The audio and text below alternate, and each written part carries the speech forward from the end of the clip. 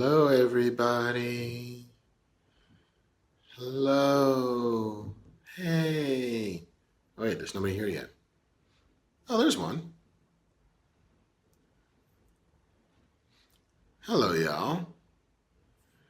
Um, so hey, it is not even like we're gonna have a long amount of time between the next Fat Man on Batman. Shit, I gotta stop saying that. It's so ingrained in my head.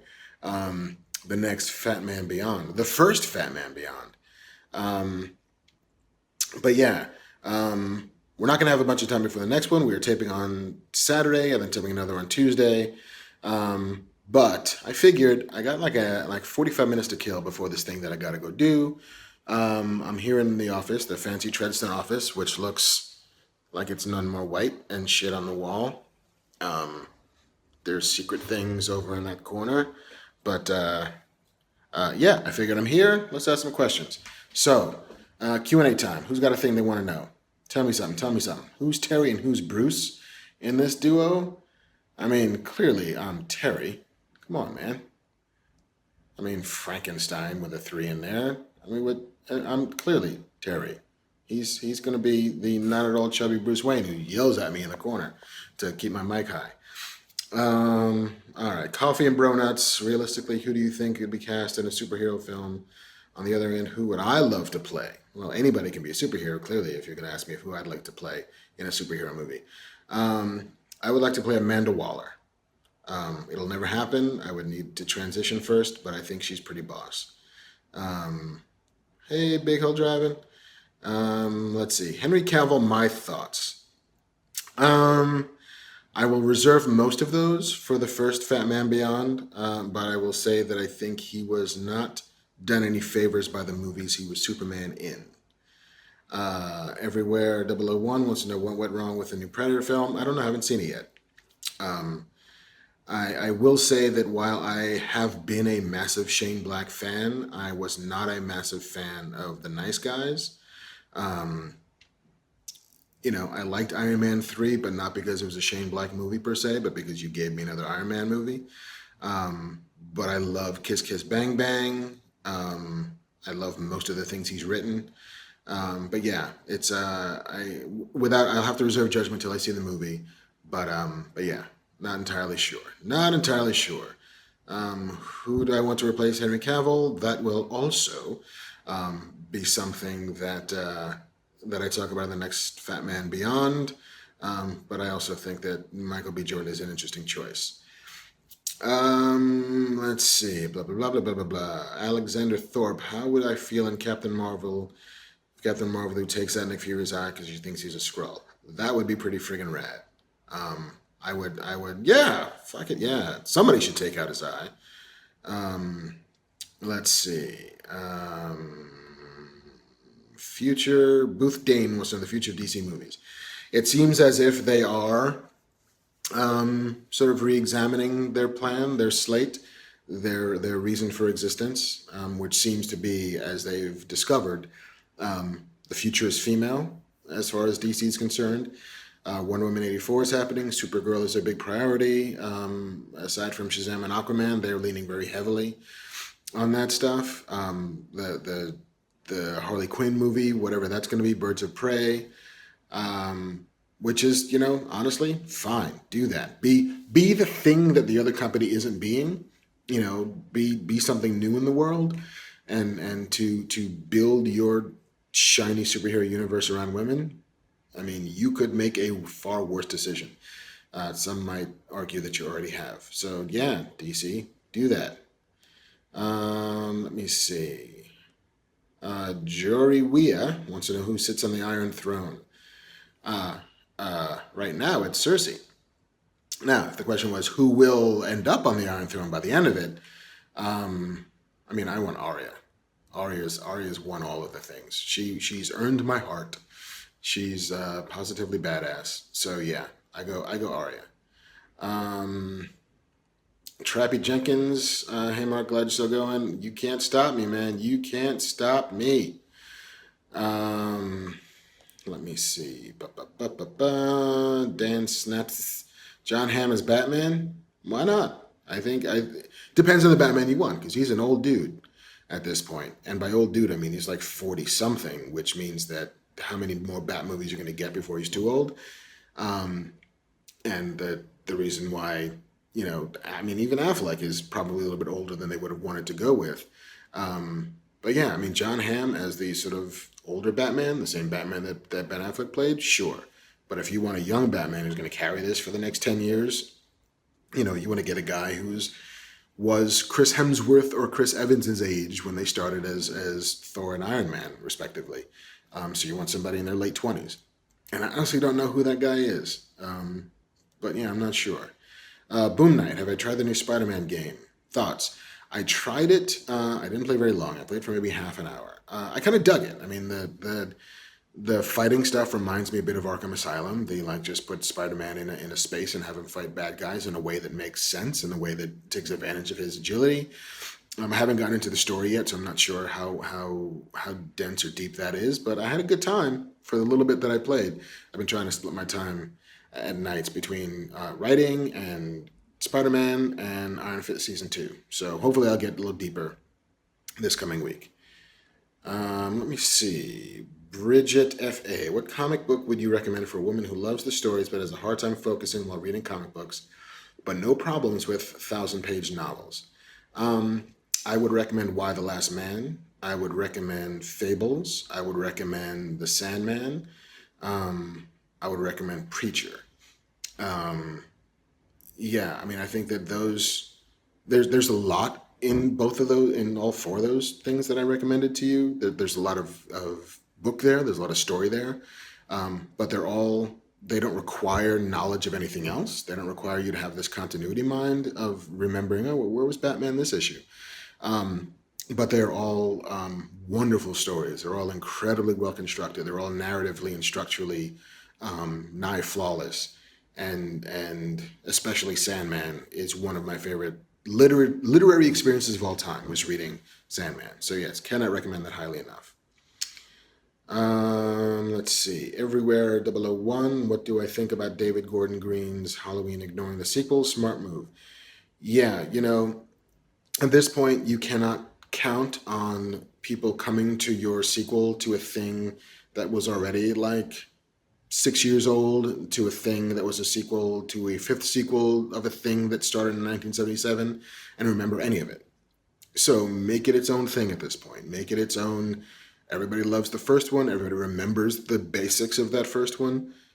I don't need to know what happened in Halloween 4, 4 on the Floor, or Halloween 5, Staying Alive.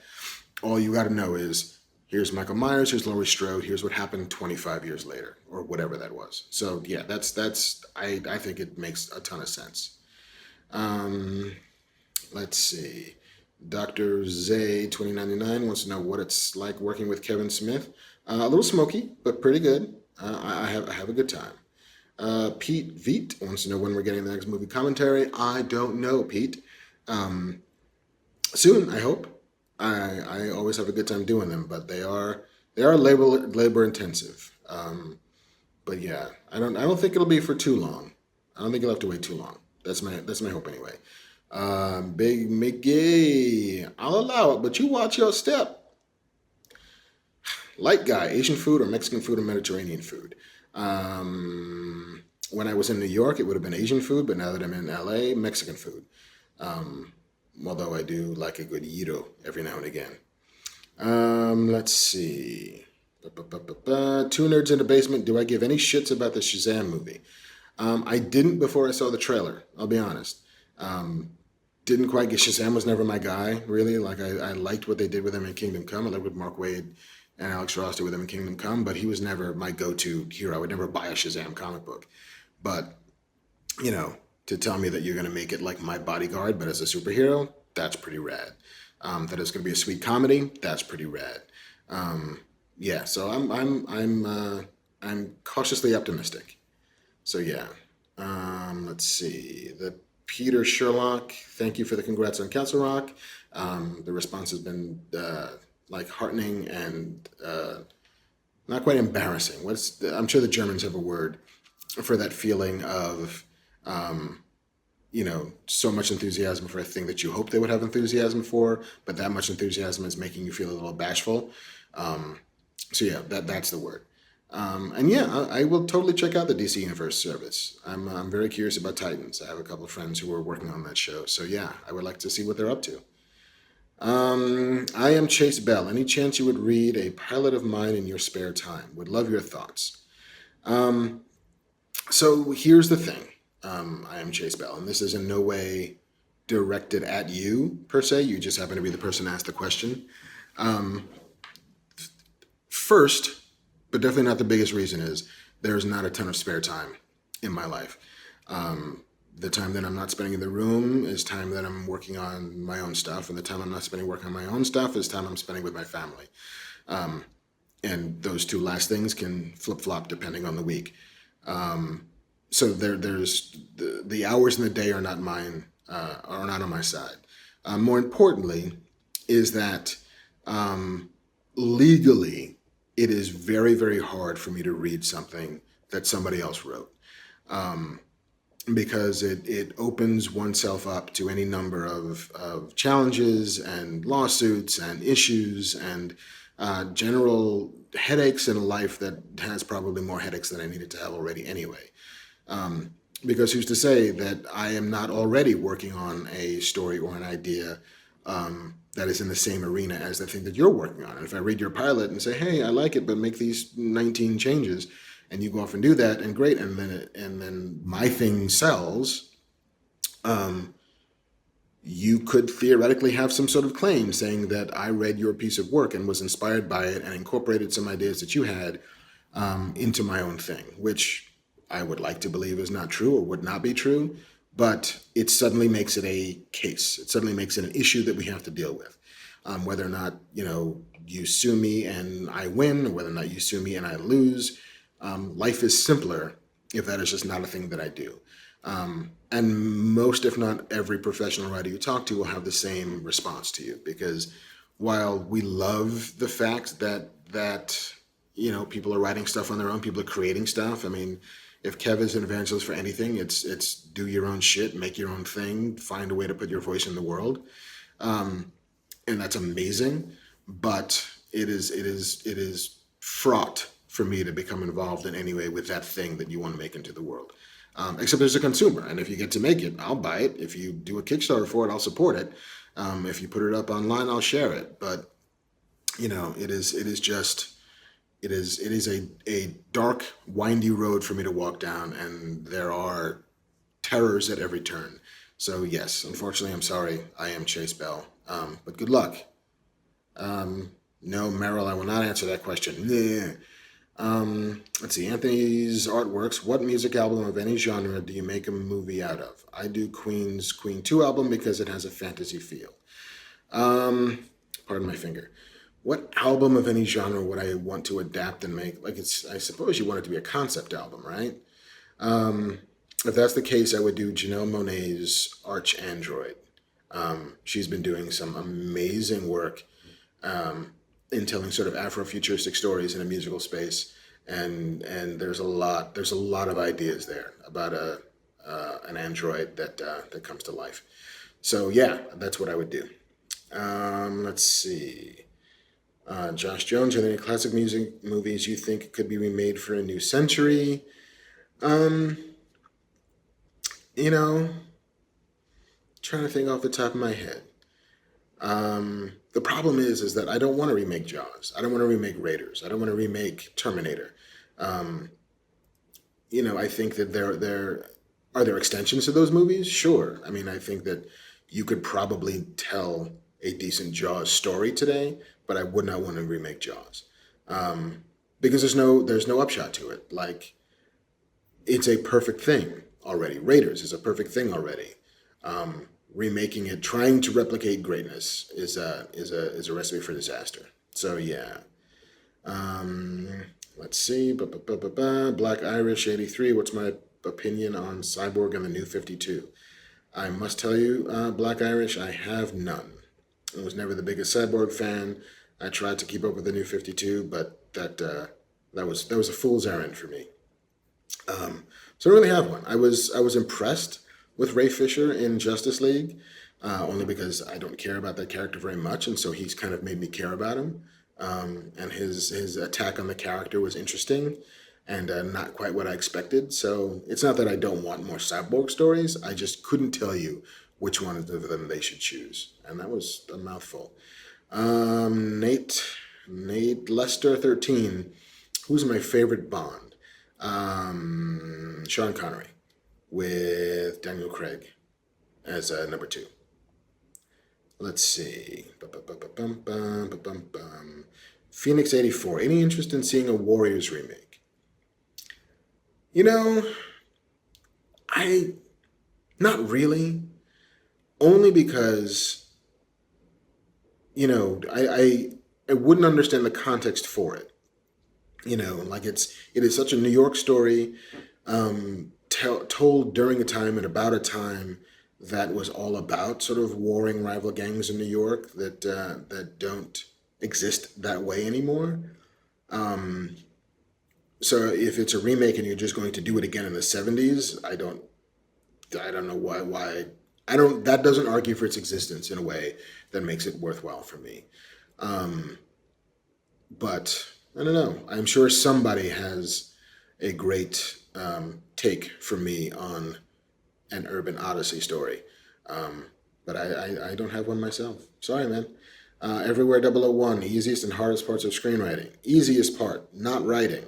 Hardest part, actually writing.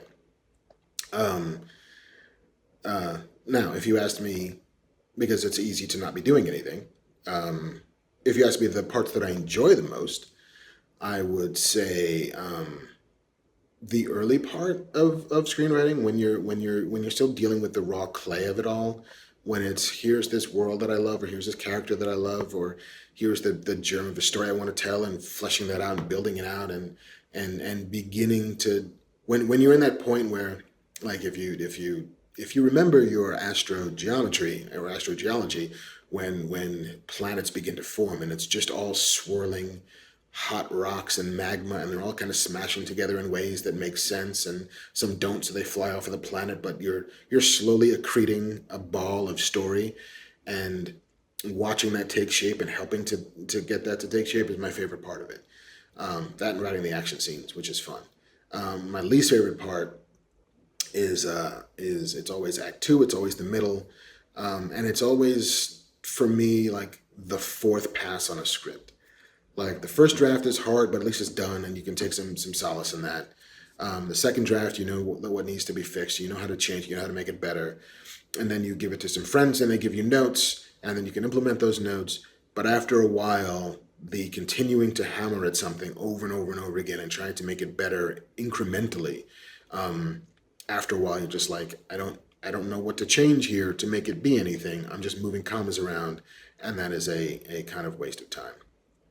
But yeah, so that's my favorite and least favorite. Um, hey, if let's see, Stephen Lizaraga. If I wanted to work towards being a film producer in Hollywood, what would you say my steps would be to get there if I don't know someone in the industry? Um, well, I mean, there's a couple of ways. The way that I think will serve you in the best stead is to find a friend who wants to direct or write a movie, who you believe is talented, and help that person make that thing happen. So at the end of the day, that's what a producer does. A producer is helping will a thing into being, excuse me, and is helping to execute the vision of somebody who has vision. Um, Most producers themselves are not abundant with vision, and that's okay because it's not their job. Some are. Some are absolutely good story people. Some are absolutely, you know, great in a room and can absolutely help to midwife something along. But that is not inherently the producer's job. The producer's job is to execute. The producer's job is to help build. The producer's job is to get the money and the crew and make sure the trains run on time and make sure that you have everything that you could possibly need to make a movie happen. Um, that's the one way. That's the Gail and her James Cameron way. It's like, he had an idea for Terminator and she had the will to make it happen, and together they made a movie. That's the Kev Scott Mosier way. Like, Kev's got an idea for a movie, Scott helps make it happen. The other route is to go corporate, is to go work in the mailroom at an agency and get promoted to agent, and then go, work at a studio in the mailroom or as a junior executive, and then slowly rise up the ranks and then get some trust and work with a bunch of people who are really smart, and then segue and become an independent producer either at the studio you're working at or someplace else. But there's a corporate route, and there's the sort of indie find yourself a thoroughbred and help them race as well as they can route. I hope that helps. Let's see. The Pauper at the Gates of Dawn. What music do I listen to? I listen to almost everything. I'm going to pull up my, let's see, pulling up my iTunes now, and I will click on the column that says plays and what play has been played the most. Here are, let's see, I'll read the top 10.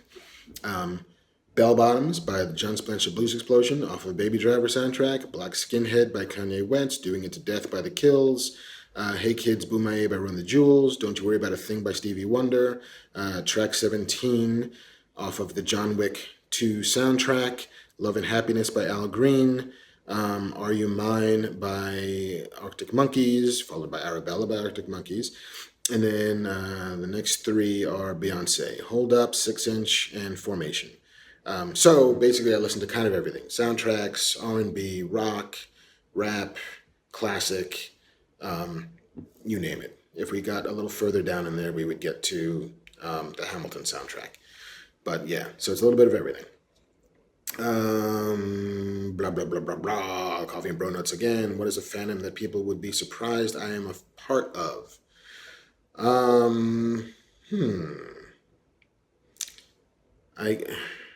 It's hard to tell only because I've never been cautious about admitting any of my particular fandoms. I mean, I'm a D&D fan, though I haven't played in 25 years, but Sword and Sorcery is life's blood for me. Conan the Barbarian was seminal. West Wing, I've also not been shy of admitting online that it is mother's milk. Great British Baking Show, maybe, yeah. I love to watch me some Brits bake stuff. Let's see.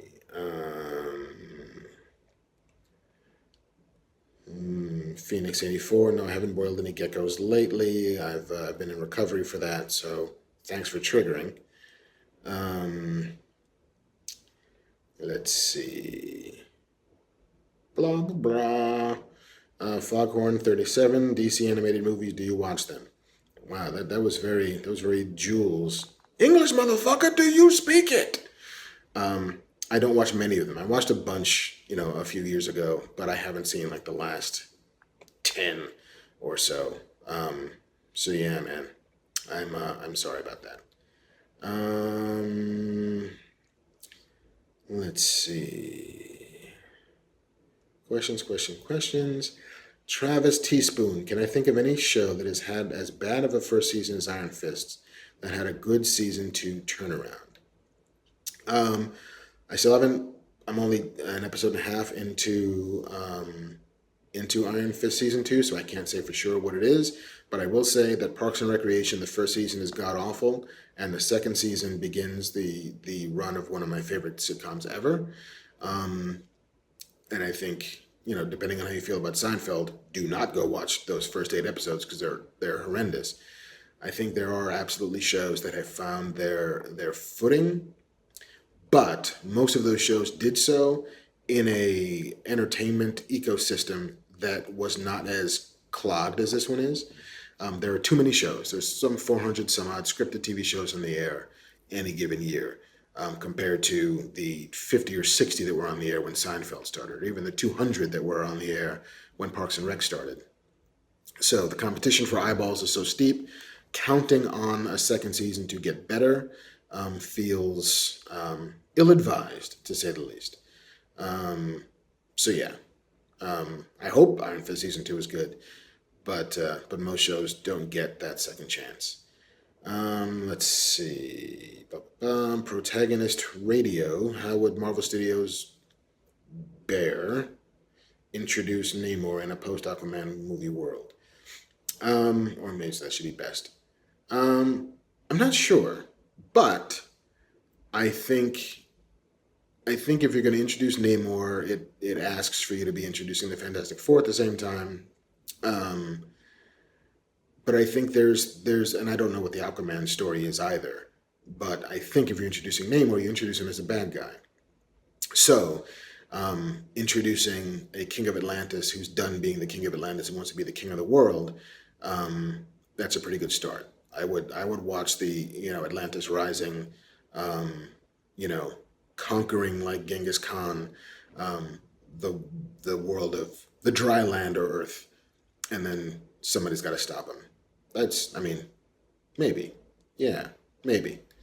All right.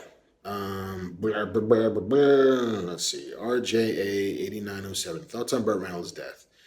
Um, I grew up watching Burt Reynolds. I grew up with Smokey and the Bandit. I grew up with Hooper, which is one of my favorite movies.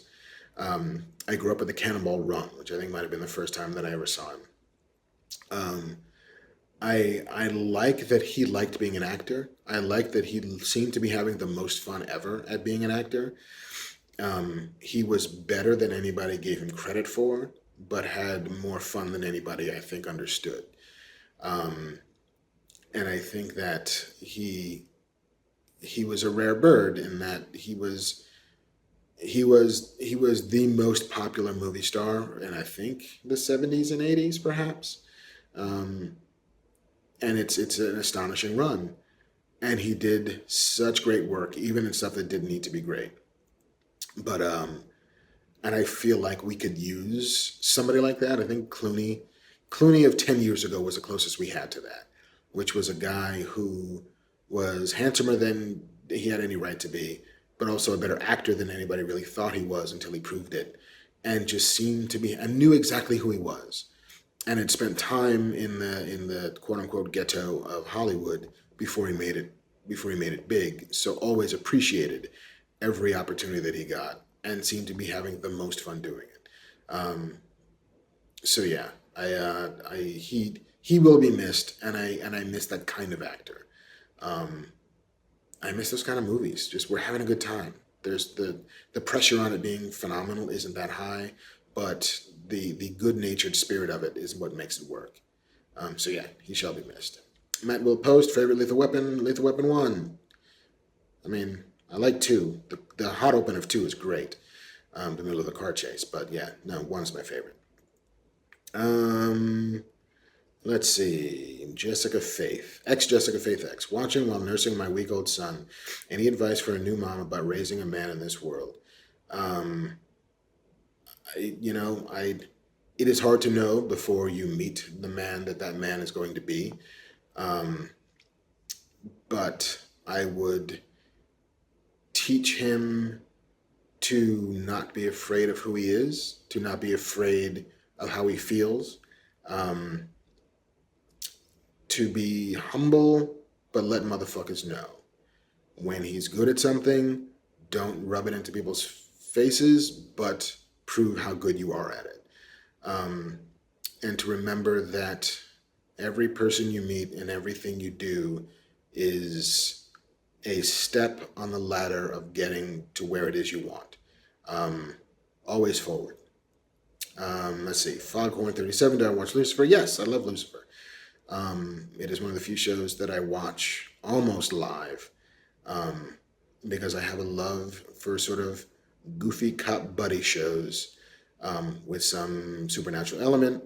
I was also a fan of Castle, and that supernatural element was Nathan Fillion. So yes, blah blah blah blah blah. Protagonist Radio, can the Dark Tower work as a TV series? I know that there are a couple of companies that certainly hope so, and I think it's totally possible. Um, let's see. Lunchbox MC. What are my thoughts on the HBO show The Leftovers? Um, I appreciated The Leftovers more than I liked The Leftovers. Um, I know what they were trying to do, and the fact that they achieved it is pretty great. I think the talent involved and assembled for that show is off the charts. Um, but as a genre fan, as a person who loves science fiction and horror and that sort of thing, I like my stories to be a little bit more um, objectively foundational, meaning it tells me what it is and plays by those rules as opposed to never telling me what it is and making up the rules as it goes. The only rule the leftovers had was we're never going to explain to you what happened, what the departure was, and if it's real or if it's not. Um, and then it kind of did. But yeah, I long for solid footing under me as I watch a TV show, and that was fundamentally not about that. Let's see. Am Ringus, am I going to return for a Schmodown match? Probably not for a while because I got a day job. Um, the Ralph 23, do I watch Always Sunny? It's been a minute, but I love the first like 4 or 5 seasons. Um, and yes, Fabio 65, I still have that pen. Let's see, just podcasts. Which came first, writing scripts or comics? And what got you on the train of writing? The first thing I ever wrote and finished was a feature film script. Um, yeah, that came first. The first thing I ever got paid to write was prose. I mean, as a magazine editor and a writer. The first fiction I ever got paid to write was a comic book script. But what set me on the path to writing was I wanted to be a filmmaker, and especially in college. And yeah, I wanted to be a filmmaker in college and started making student films and realized that nobody cared as much about the films as I did.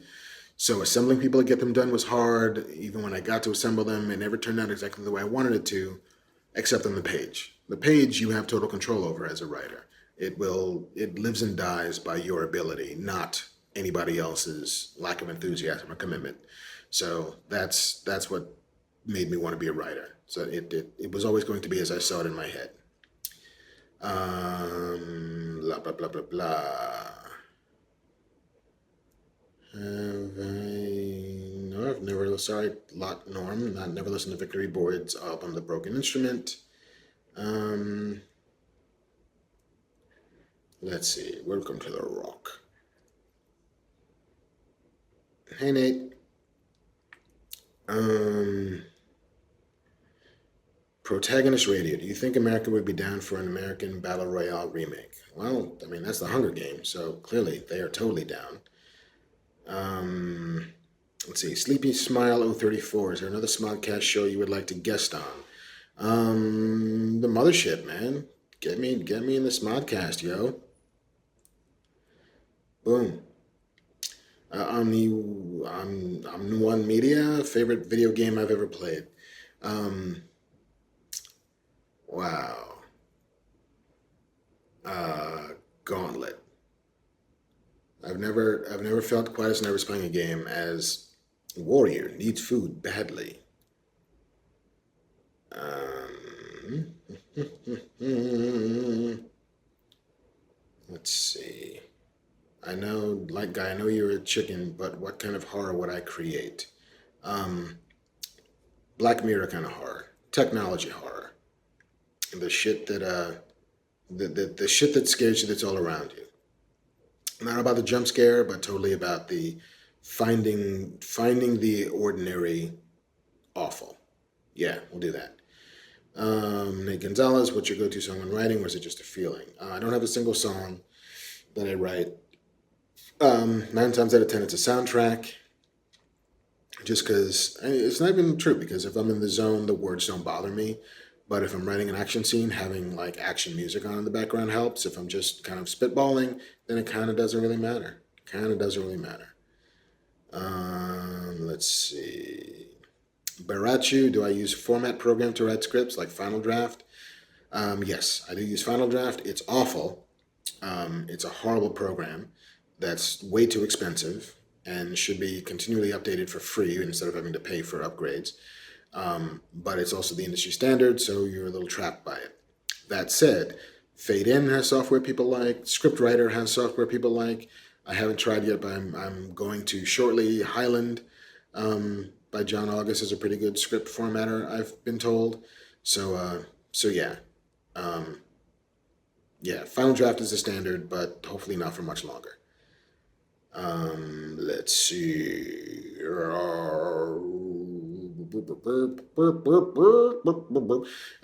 SVO gig. What hip hop artist would I like to see a biopic for, and who would I cast? Um, I I think Slick Rick would be interesting. I think Slick Rick, British rapper, comes to the States, breaks big, gets involved in some shenanigans, goes to jail, comes back out, tries to reclaim his throne. Um, yeah, I do Slick Rick. Just saying. Why does everybody keep asking me about the leftovers? Why is it just you, Lunchbox? Why do you care that much about the leftovers? Fuck, when I told you about Lucifer already, man. Simmer down. Simmer down now. Let's see. Seed pods. I'm in the final edits of books on Alex Haley and the Roots phenomenon. Do I have thoughts or memories about the legacy?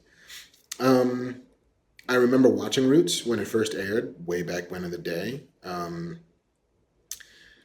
And it was, I mean, I don't have to tell you that it was a seminal moment in American television and in race in America, because I don't think that very many, if any, of white America at that time in the late 70s had thought in any real way about slavery. Um, it was a thing that happened way back when, though it's not that way back when. But they had never been asked to empathize with the slave narrative, and so the legacy of it is huge, but it's also somewhat, I don't want to say futile because that's wrong, but today, right now, in this day and age, it feels that whatever sense of, mutual acknowledgement of that as a foundational cause in the American diaspora, and the splintering of the American people, has been forgotten, or at the very least, it's in the distant memory. So yeah, there's a ton of thoughts to be had, more than will be had at this particular moment. Blah, blah, blah, blah, blah, blah. Um, let's see. Drake Central. Any interest in hosting my own podcast? Occasionally. There'll be some idea in the back of my head that I think about, but then, again, the free time thing. But yes, hope so. I would like to at some point. We'll see. Um, Highlander prequel in Africa. All right, Tyrion Lannister. Sure, we can do that. Oh, hi, Mark. Because feeling is magical. Um, Shut up, Harris. No, I haven't seen any of Ozark, although I've heard it's pretty awesome. Um, how do I feel about Henry Cavill? Come on, man, catch up. Let's see. Spirit of Ra. Do I watch Neil Gaiman's American Gods? If so, what do I think of it? Pretty sure we talked about it at some point on the big cast. But I did see all the first season. I read the books. Love the book. Like the show. I think that occasionally it got a little indulgent, but in a way that was at least interesting to watch in its indulgence. But yeah, no, I'm a fan. Hey, Fraka from Costa Rica. Phoenix 84. Do I enjoy attending San Diego Comic Con? It's on a bell curve. It ebbs and flows. There are some years when I go and I'm not entirely looking forward to it. But once I get on the ground, I'm having a blast because I love it there. And there are some years that I'm actively, aggressively looking forward to going. So it ebbs and flows. But every time I'm there, I find something that makes it awesome. So yeah. Everywhere 001. What Saturday morning cartoon to make for a cool live action film? I don't remember if Galaxy Rangers was Saturday morning or just after school, but Galaxy Rangers. I love that. Still love it. Yay, I'm glad you like Castle Rock. Woo! All right, let's see. I got 5 minutes left. Looking for the goods. Looking for the goods. What did you miss, Katana? Oh, so much. So much, it's not even funny. Hey, Autumn. If you were to have any guest star on Fat Man on Batman, who would it be? Well, we would need a time travel machine because now it's Fat Man Beyond. But, taking your question, I would like to push to see if we can get Neil Gaiman on the show. That would be kind of great. We've already had Philly on. Shatner would be kind of awesome just to talk to the Shatner. Um, LeVar Burton would be sweet. Maybe we can make that happen. Um, Lin-Manuel Miranda. If we could have anybody, I would want that motherfucker on the show. Because god damn it. Um, Just makes everybody else look like dim bulbs in a bright room. Let's see. Kate ARSS. What are my thoughts on disability portrayed in films? Always needing a miracle cured instead of learning how to live with it. I do recall when I was in the Alphas room, there was one of the characters in the show, Gary, who was autistic, and I have experience with autism. I've got an autistic daughter, and I remember there was a storyline where we wanted to temporarily cure him, and I fought really hard against it because there is no cure. It is a thing you have. It is a thing you learn to live with. It is you can get better at dealing with it through therapy and through treatment and through drugs, but and of course, if you meet one person with autism, you've met one person with autism because it manifests differently in everybody. And this, of course, was science fiction. But the idea of being able to cure a person that would never be cured in any real way really kind of bothered me.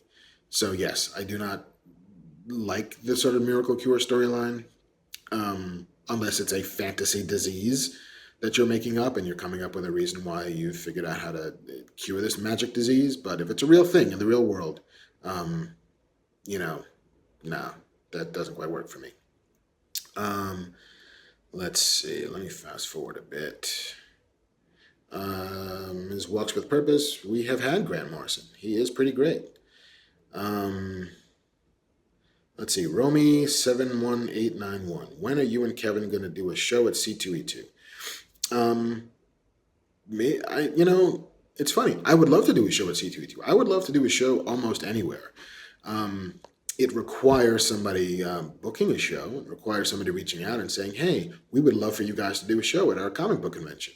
Would you be willing to do that? And we will say, okay, here are the conditions through which we would agree to that. And they will either agree to those conditions or not. And we will either then get on a plane or not. But it's rarely a matter of us deciding to not go to a place or deciding on our own to do a Fat Man at a place. It's somebody's got to bring us. Somebody's got to book us. Somebody's got to pay the freight to get these boys in their house. So if you would like us to do a show at C2E2, I would tell C2E2. I would tell, get on their Twitter, find an email address and be like, hey, you know what? I think this would be a great idea. Me and 100 of my friends would buy tickets just to come see that. That could move a needle more than us saying, hey, it'd be fun if we went to Chicago and did a show. So yes, there you have it.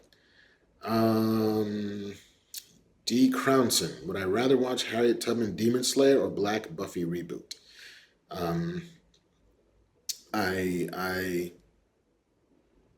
I do not know very much about Harriet Tubman Demon Slayer. I'd love the idea a little bit of Harriet Tubman Demon Slayer.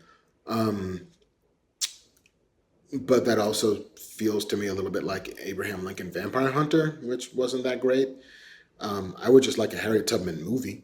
Just give me one of those. Just tell that story. I don't need demons in that story for that story to be amazing. But I think there's things to say and do in Black Buffy that I'm also very curious about.